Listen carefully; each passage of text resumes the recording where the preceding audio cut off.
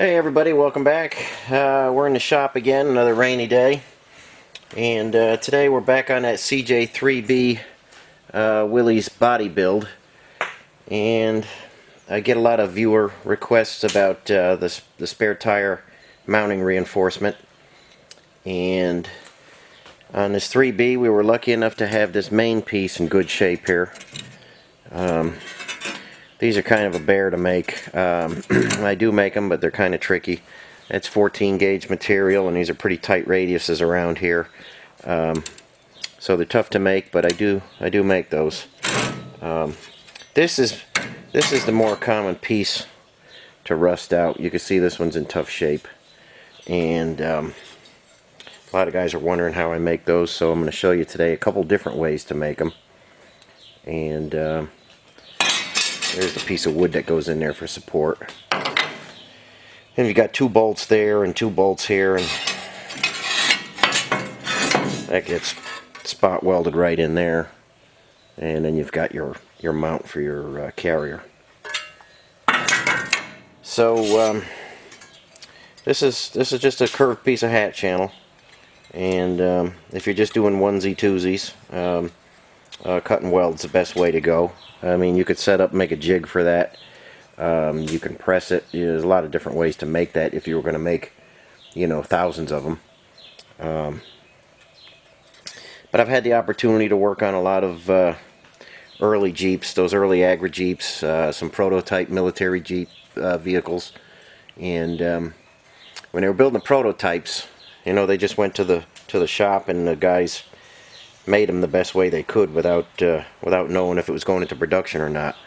So that's basically how I do things here. I'm going to show you, you know, if something like this came in, you only had to make one.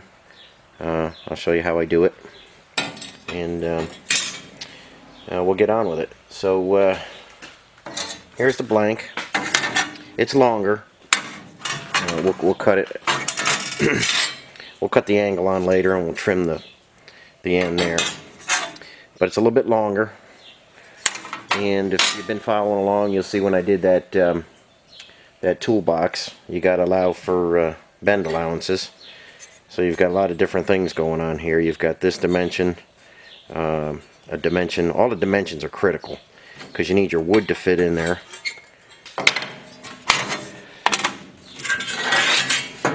And you need it to fit perfect that way. So we did all our calculations, came up with our blank size, and now we'll just go bend some hat channel like we do in the normal fashion. If you've been following this project along, you've seen me bend some hat channel.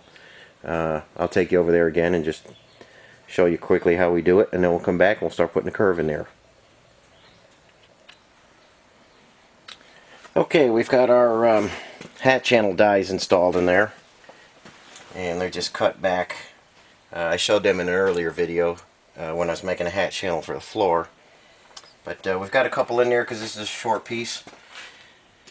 And we're going to put our first 3/4 flange in there.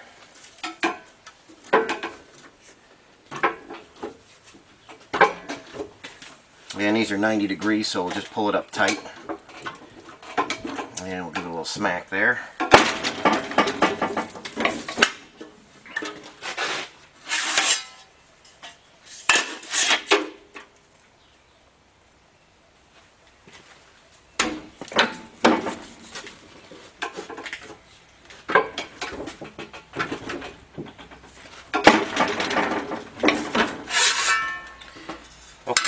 Our first half of the hat channel. Now I've got to mark my layout here, and then we'll bend the third leg. It seems like it's out of sequence, but you'll see how it comes together. Let me get that laid out, and I'll be right back with you. Okay, we'll get that third bend in now.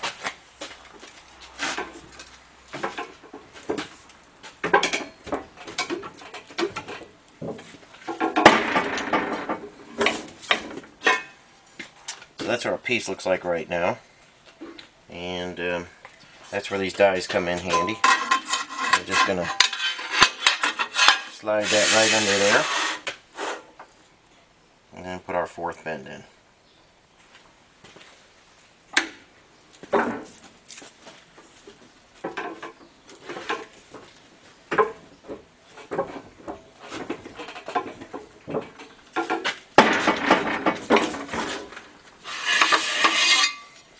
And then out comes a hat channel, and it's nice and flat. And this is 14 gauge cold rolled, what we're using here, so it's nice and stiff. It's going to make a nice brace. The original was 14 gauge, so we're duplicating that. And super strong when it's not all rusty. So we'll do our best to keep this rust free with some weldable primer on the inside. And I put a different block in there, and I'll show you that as we go along. But let's go over and we'll start putting the curve in this.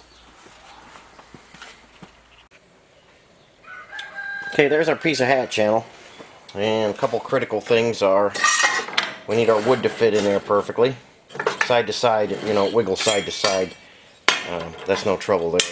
But we need to fit height-wise, and it fits nicely. And then we need this from the table to the top. We need that the right size so that it fits up against the body and gets spot welded there, and there's no gaps in there or anything. So we got our dimensions just right. It takes some figuring, but take your time and you can get that right. Now I've seen these on some prototype vehicles, not actually spare tire mounts, but fender well mounts. You know, it's a whole upside down U shape. And I've seen how some of the early craftsmen did that, you know, back in the early 40s there. And you can make it a couple different ways.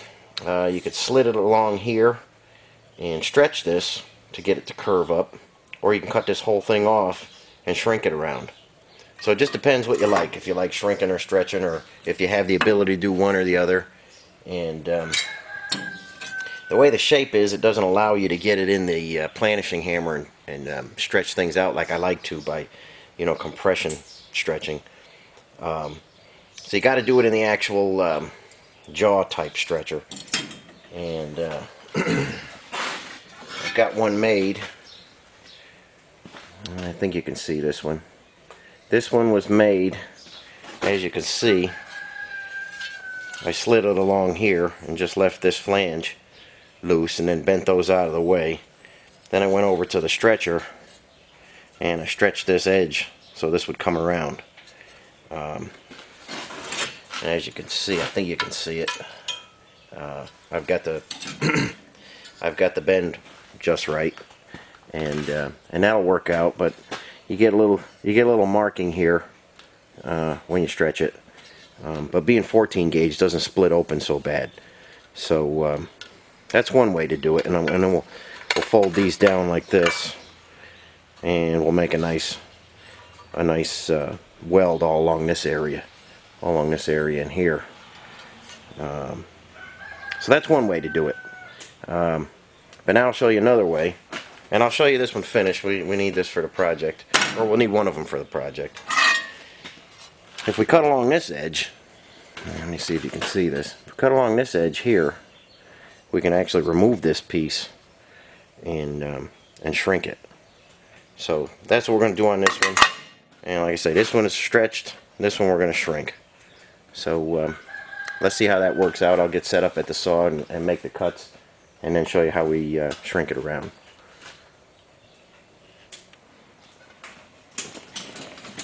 Okay, when I made the first one, I just used this little hand-operated, this is the stretcher side, this is the shrinker side, and I just tucked it in there, shrunk it a little bit, and then flipped it over,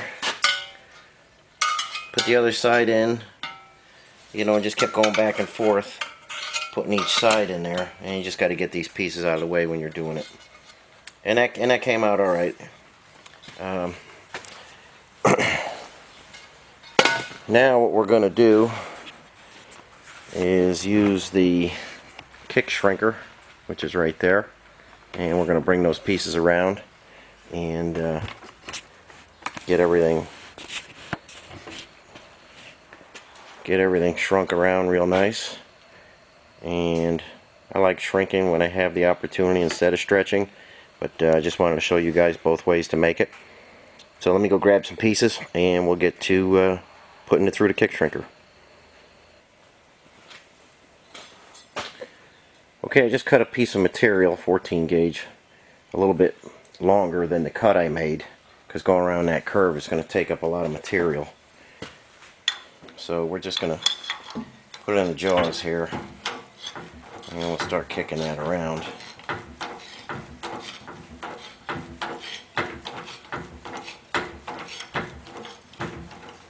You see, in just a short time we've gotten pretty far, but we'll keep working it around. And I've got a little jig that we can test it to and see where we need to do most of the shrinking. But it's got to be a 90 degree, so we know we got quite a bit to go here. And it's coming along pretty good. So let me test it to the jig and see where we got to go from here.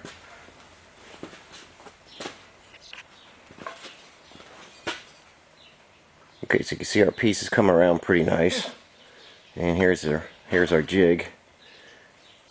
And I think you can see that okay. It's fitting real nice. And we still got to trim some off the top here, but we're real close on that. And because we shrunk so much of this, we're going to have to come in here and fine-tune this edge here. You see it gets a lot wider in the center because we put more material there. So we'll go in there with the sander and we'll make that a perfect joint when we put it to the other piece. And I'll show you that when we do it. So now we're going to make another one opposite of this with the same radius on it, and then we'll go and put that piece together. So I'll meet you back over at the bench in just a little bit. Okay, I think you can see what we've got going here.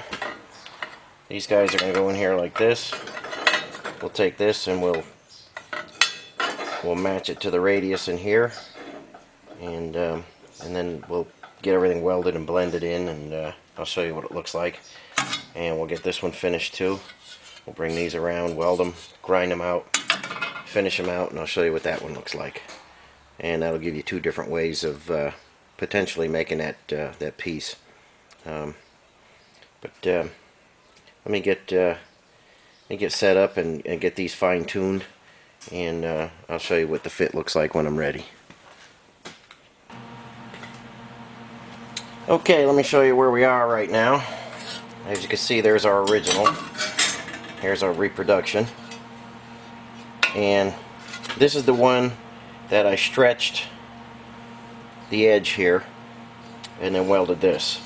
And when I did that, I put my welds on the inside because I wanted a nice crisp line here. So this one got welded on the inside and ground out, and I think you can see.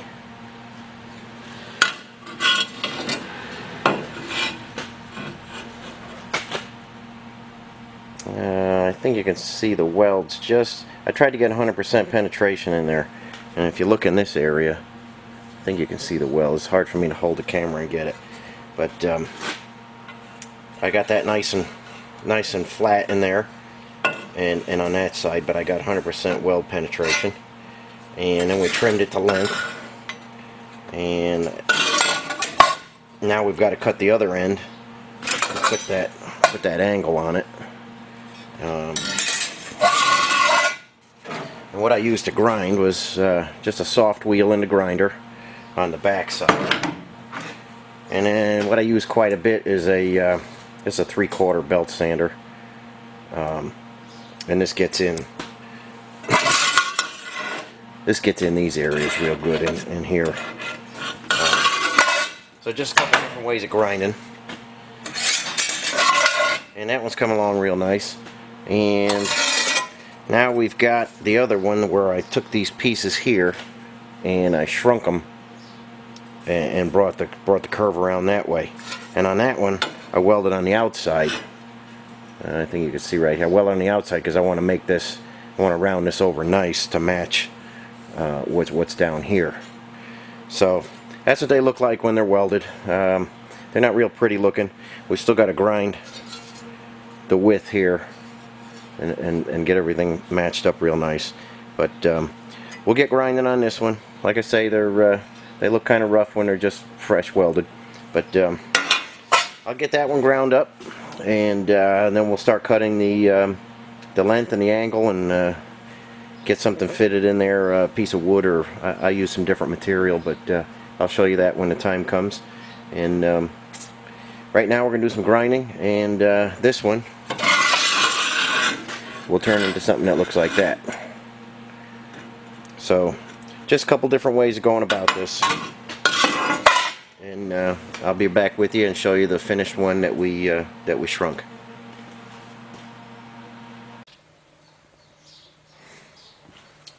Okay, here's the second one finished up, and this is the one that we did the shrinking on. And I've got the other one a little bit further along. I got some weldable primer on the back already. And so they both came out alright. Got the ends cut. And on this one you can see I've got the holes in it already.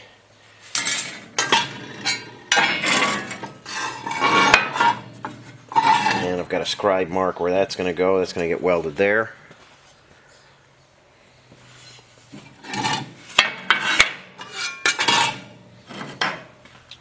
And here's the wood piece that went in it originally. And those two little holes that you see. I think you can see those two little holes. Originally, you can see the holes in the wood too. Originally that was nailed in there with some small nails so it wouldn't fall out when they were putting it in. I don't like to use wood because it sucks up some moisture. So what I use, that's a piece of Teflon, and it won't suck up water or anything like that. And we've got some weldable primer in there, and that'll go under there like that, and we'll put the nails for the authentic look there, and that'll keep everything when you put the bolts through from wrinkling the body and stuff. And one other thing that I sometimes do is I put a cap on this end here so that moisture can't get in there, and that seems to help out a little bit. So I don't know, we may or may not make a cap for that. We'll carefully TIG weld that around there so it blends in nice. But that's another thing you can do to keep the moisture out. I usually leave that end open so anything that does potentially get in there has a way out. But with that Teflon in there, it doesn't hold water like the wood did. So those are just a couple options for how you can make that part. Like I say, I get a lot of questions about that, and that's how I go about making them. And if you like the videos, hit the like button or subscribe, or tell me if there's anything you'd like to see. And if there is, I'll try and get them out like I did this one here, because like I say, a few guys wanted to know how they were made. And I think we're going to end it here, and I appreciate you watching, and we'll catch you on the next video. Okay, everybody have a good weekend.